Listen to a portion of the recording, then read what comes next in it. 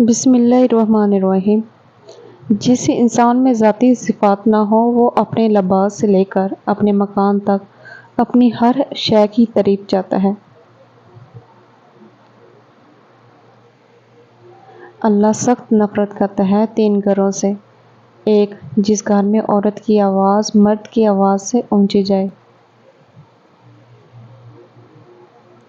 Number 2 جس گھر میں کسی کا مارا ہوا پیسہ جمع ہو۔ نمبر 3 جس گھر والے مہمان کے آنے پر ناراض ہوتے ہیں۔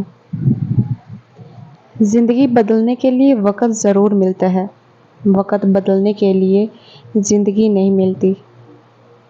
مالدار کے جھوٹ پر آنکھ بند کر کے یقین کر لیتے ہیں ہم لوگ، جبکہ غریب کے سچ بات پر بھی کوئی یقین نہیں کرتا۔ وقت گزرنے کے بعد اگر کسی کو کسی کی قدر آ جائے تو اسے قدر نہیں، افسوس کہتے ہیں۔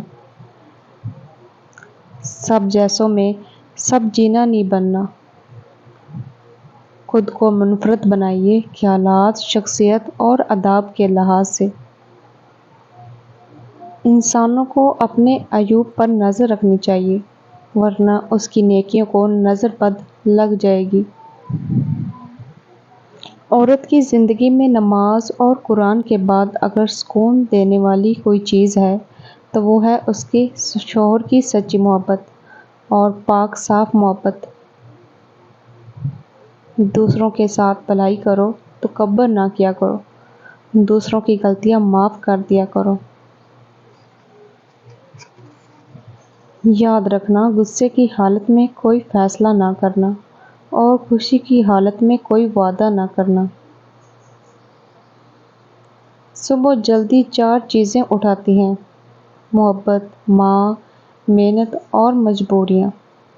کوشش کرو کہ بدنسل لوگوں سے گہرا تعلق نہ رکھو، کیونکہ جب یہ ناراض ہوتے ہیں تو عزت پر وار کرتے ہیں۔ انسان ان چیزوں سے کم بیمار ہوتا ہے جو وہ کھاتا ہے، زیادہ وہ ان چیزوں سے بیمار ہوتا ہے جو اندر ہی اندر اسے کھا رہی ہوتی ہیں۔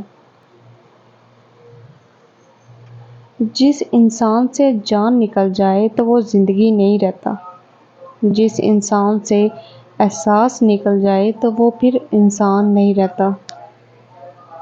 وہ محبت بہت گہری ہوتی ہے جس کی شروعات دوستی سے ہو۔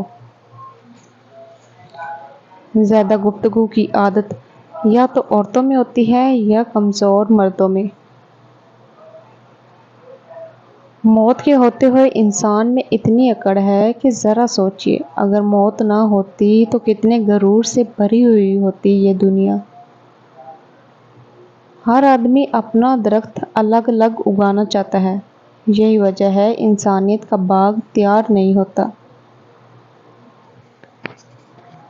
جو اپنے والد کی قدر کرتا ہے وہ انسان کبھی غریب نہیں ہوتا، اور جو ماں کی قدر کرتا ہے وہ بد نصیب نہیں ہوتا۔